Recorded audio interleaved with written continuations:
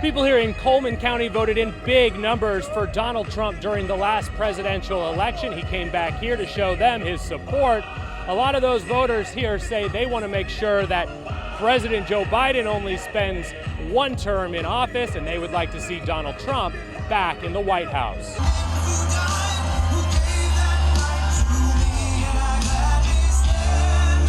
The 45th President of the United States entered the stage tossing baseball caps.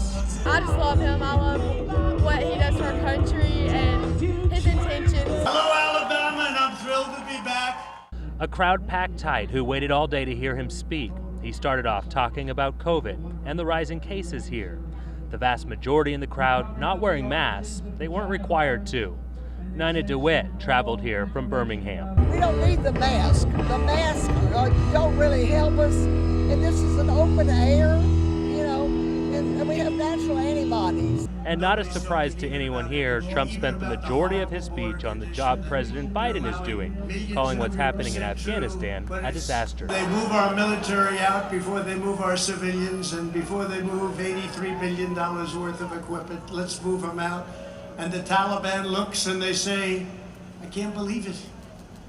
This could only happen to us. I can't believe it. His supporters traveled from across Alabama and surrounding states. They started arriving before the sun came up Saturday. For Nina, it wasn't a long drive to attend, but something she said she wouldn't miss. We want to have some assurance that he's going to run in 2024. Trump talked about the size of the crowd here tonight. He described it as football fields on top of football fields filled with people as far as he could see. We checked with his team to try to get a head count for the number of people. They said that tens of thousands of tickets did go out, but they did not have a head count for us. Trump also talked about the vaccine from the stage here today, and when he brought up the vaccine for COVID-19, the crowd got very quiet. We heard some boos before Trump then said, well, it's everyone's choice and they have the freedom to make it. Reporting in Cullman County, I'm Matt Groschel, WAVE 31 News.